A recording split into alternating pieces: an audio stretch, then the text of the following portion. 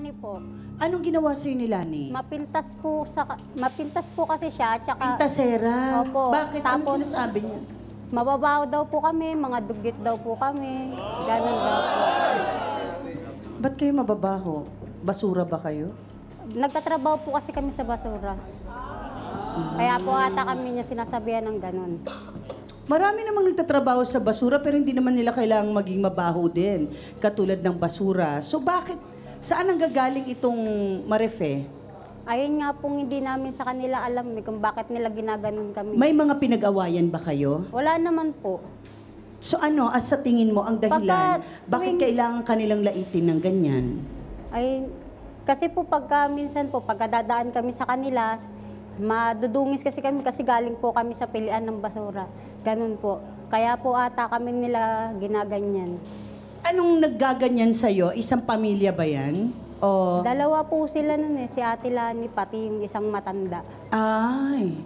So pinagbibintangan din kayong magnanakaw? Opo. Bakit daw?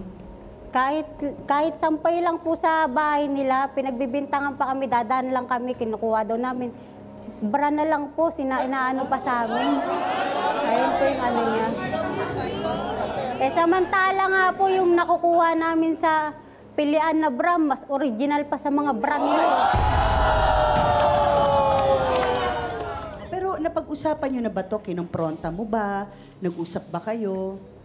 Hindi po kasi ang ginagawa lang po namin, papakinggan namin sila, tapos lalabas namin sa kabilang tenga. Ganun Okay, po. pero ngayon, nakarating ka dito sa... po eh. Okay, kaya ka nakarating dito sa Opo. face-to-face. Hindi mo na kayang palagpasin sa kabilang tenga mo. Opo, parang ganun na po. Okay, pero ikaw ay isang buntis ha? Hindi ka ba nag-aalala sa kalagayan mo? Hindi naman po. Okay. Okay, paano mo nalaman na ikaw ay ichinichismis? Diretsahan ba to, face-to-face na sinabi sa'yong, ang baho mo, ganyan? Naririnig po namin yan, kahit sa mga ibang tao, sinasabi niya rin po yan. Ayun nga po yung mahirap sa kanya eh, hindi niya na lang sabihin sa harap-harapan namin, hindi yung sa iba pa namin malalaman eh. Lumipat na raw kayo ng ibang tirahan para makaiwas lang sa kahihiyan? Opo, ganun nga po. Lumipat na nga po kami. Sinusundan pa din po kami ng mga hayop na yan. Parang ganun. Ang hirap din talaga ng chismis, ano? May pakpak. Talaga namang nakakalipad at susundan ka ng kahihiyan ng mga chismis na yan. Siya ang kapitbahay na madalas magparinig at nagkakalat ng chismis tungkol kay Genevieve. Lani, pasok! Uy, ang tibay mo! Ako pa talaga, nireklamo mo? Tibay mo? Impacta ka talaga? Kapal kasi na mukha mo! Talaga ako pa makapal? Ay, hindi. Manipis ang mukha mo. Grabe Kita ka, mo, di ba? Inday. Diyos ko. Aling Lani, kayo ba ay talaga daw na mapagmata at tinatawag nyong mababaho itong mga kapitbahay ninyo? Kasi po, dadaan sila doon. Eh, malinis naman po yung daanan namin. Eh, sila naman po magdadala po ng mga kalat. Doon pa talaga nila iiwan sa may tapat namin. Ang kapal na mukha mo. Hindi kami nag-iiwan. Genevieve, totoo ba na iniiwan mo yung kalat Hindi doon? po, ma'am. Eh, sino Naniwala kaya? ka dyan. Ichismosa yan. Wow!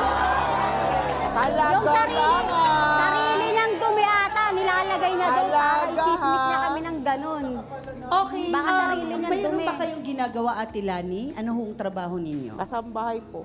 Pero alam nyo na sila ay nangangalakal o sa basurahan, namamasura ba? Kalakal ang Ma'am, tawag dati doon? rin naman po silang ganun eh. Okay. Hindi naman ako kasing dugyot mo, no? Kasi kami, nagpipili talaga kami. Nabubuhay Sino mo nga kami yung sa mga anak mo? basura. Dudugyot! Man, dugyot ka. Ko, doon ka ba lang ba? Ulan. Tapos butis ka pa, tapos ganyan. Eh ikaw, ang tanda-tanda mo na ganyan ka pa. Ay, ginawa. Mahilig ka pumatol sa mga bata. Ano ang nangyayari, Ate Lani, at tilang bagang ikaw ay galit na galit kay na Genevieve bukod sa pagiging sinasabi mong dugyot sila at mababaho? Totoo naman po yun kasi one time po, napadaan po ako. Hindi ko naman po sinasadya na dadaan po ako doon sa bahay nila. Eh, akala ko po. Eh, tama-tama po, nagbibidyo-video po ako. Napadaan po ako, nag-video po ako, eh, nahagip ko po yung daanan. Grabe po talaga sa kadugyutan. Nagib mo yung May daanan. video ako. Eh, ba? Ha? Yung gilid ng bahay namin, Sapa, di ba? Alam mo yan? O, Sa pangatin na mga doon, dumi-dumi. Gogoy. Okay. Baka hindi kayo nadidenggi doon. So, sa taga, Hindi, kasi gaano na sanay po na kayo kami, katagal mahirap nakatira kasi dun kami. sa lugar ninyo? Gaano na kayo katagal? 30 years na po. 30 years, Aling Lani, at ikaw ay talagang aksidenteng napadaan pa talaga sa bahay nila? O sinadya mong Hindi dumaan? Sadya yan. Napasadya lang. Napasadya lang o po. sinadya? Sinadya Kasi mo! may dadaanan po. Maniningil po kasi ako Napasadya ng lang. lending. Mag-ano ka? Maniningil po kami ng lending.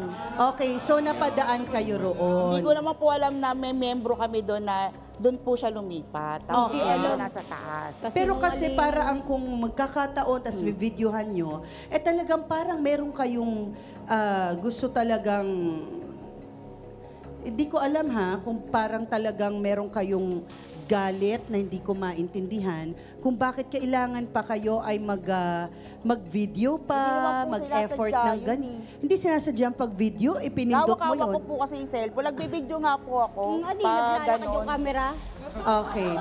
Siya naman ang biyenan ni Genevieve na biktima rin daw ng panghahamak ni Lani. Wilma Pasok.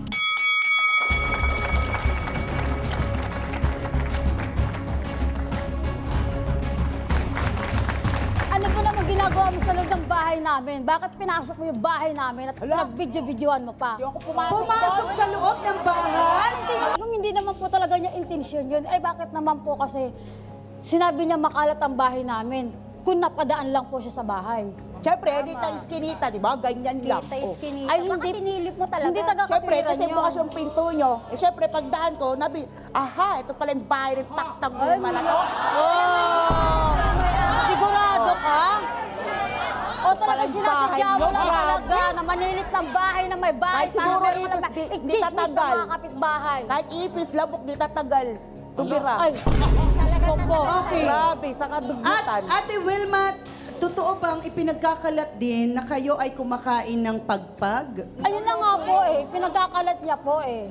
Hindi naman masama na kung hindi ka rin naman nakakatulong at bumibili ng pagkain nila, ba't ka pa kay Alamera, 'di ba?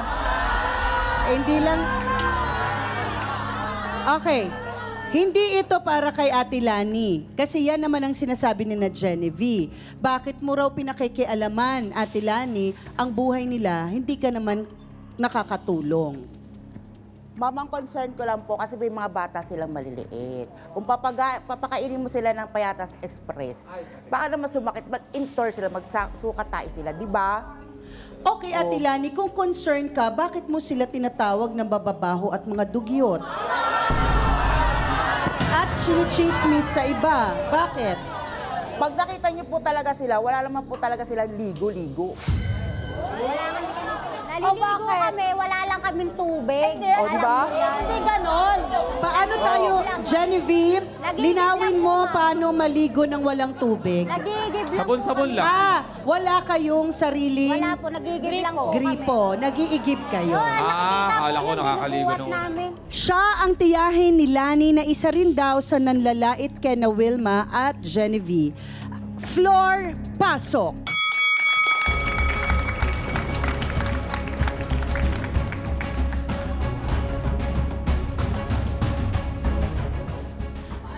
Hindi ako magsasalita sa inyo. Sa araw-araw ng ginawa ng Panginoon, dumadaan kayo sa harapan ko. Nung una, magkatabi tayo ng bahay, di ba? Sa katabi kita ng bahay, lagi kayong pinagsasabihan ko nga, ayusin nyo naman yung hindi yung pamumuhay dahil pares tayo na mamasura, di ba? Ayusin nyo naman yung kapaligiran dahil basura na nga ang hawak natin. Basura pa rin ba hanggang dito sa pamamahay natin? May katwiran si Ate Flor. Totoo po yun, ma'am.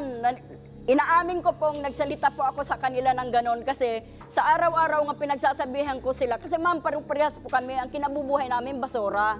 Pero pagdating ng bahay, dahil may mga anak ako, may mga apo ako, iniiba ko ang strategy ko sa buhay. Kung ano kami doon sa basurahan, pagdating naman sa bahay, iniiba ko po talaga yung situation. Ngayon, kaya ako sila napagsasabihan dahil pagdungaw ko ng ganyan, ma'am, kasi magkatabi po kami, nakikita ko yung mga pinagkainan, dinidilaan ng mga aso, tapos andyan yung mga pusa, tapos yung mga plato kung saan ikinalat ng mga anak.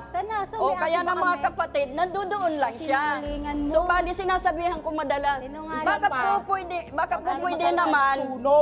baka po pwede naman iligpit nyo yan. Pangalawa, tag-init ngayon, baka masunog tayo dahil nandyan lang yung mga daladalahan po nilang galing sa basura. Okay, Nanay Flor. At dahil sa hindi na rin sila matahimik at kayo rin, naglipat na ho sila ng lugar. Pero naririnig pa rin daw po nila ang inyong paninira sa mga kapitbahay. Ma'am, hindi po ako tsismosang tao. Totoo po yan. Inaamin ko sa sarili ko, hindi po ako tsismosang tao. Pero, ang nakikita ko po, ipinararamdam ko po sa kanila. Dahil kung ano po ako, sinasabi ko rin sa kanila nga, hindi ko ugaling ichismis kayo. O sino man dito. Kahit magtanong kayo kako dito sa lugar natin. Sinungaling ang sagot, Genevieve. Bakit mo sinasabi yon? Ma'am, hindi kami chinichismis. Samantala, dalawa nga yan sila palagi naggaganyanan doon sa kalye. Wala nang ibang ano. Alam nyo, Ma'am, sa dami-daming tao, ma'am. Kami lang yung nagaganyan nila. Kami lang ata kaya nila eh. Talaga lang, ha? okay, alam maganda ang concern ni Aling Flor at saka ni Aling Lani. Pero ang pagpapaalala at pangingialam ng para sa ikabubuti ng iyong kapitbahay or neighborhood is medyo okay. I think okay naman yon. Pero ang ichismis sa iba, yung mga nakikita mo at videohan pa at ipakita, yun naman talaga ang issue natin. Isa pa po, ma'am, ang gusto ko pong mangyari, wala po sila. Minsan po kasi hindi po ako namamasura. Tinitingnan ko yung mga bata, hindi ko po minsan natitiis. Talagang pinapaliguan ko yung mga anak nila. Ikinagagalit pa nila. Bakit daw namin pinakikialaman pa yung mga anak nila? Walang nanay yung mga anak mo. Kalat-kalat sa kalsada. Nililigawan mo yung Yung bata. malapit sa inyo, mga bata nila, Malapit yung mga dudumi bata sa doon, inyo kasi dudumi alam dito. Sinungaling kayo. Ang tatandaan nyo na, mga sinungaling pa kayo. Wow. Hindi naman po kasi lumalapit yung mga bata sa kanila eh. Bakit? Alam po kasi ng mga bata na ganyan yung ugali niyan. Alam ko kasi ng mga bata na masasama talaga ugali ng mga matanda na yan. Lapit dyan. At masama Tapos sasabihin mo, pinapaliguan mo, kasinungalingan nyo. Bagay talaga kayo magsama, sinungaling. Eh bakit? Bagay kayo magsama. Paras kayo. Parang kayo impact tapos. Tilan nyo nga yung kalsada nyo. Gano'n lang nga, di nyo pa malinis. Mawalisan nyo lang, di pa mawalisan. Uy, dapat winalisan mo doon kasi mahilig ka At magkailan. susunod. Susunod na mawalisan Walisan nyo. mo doon para wala kang Kasi problema. nakakaya naman dumaan yung mga daga-ipis Kaya nga doon. nakakaya nga, Puti diba? di kayo Dapat nadedeng winalisan dito. mo. Okay, teka Yung lang. pagkakismis ko, may papakinabangan ka. Ha? Dahil may virus. papakinabangan O di ba, ako. di mo ba nabalitaan sa TV yun? Eh, ito yung virus sa buhay namin. Teka lang, bago tayo mahawa ng mga virus na yan, ha? Teka lang. Okay, aayusin natin ito.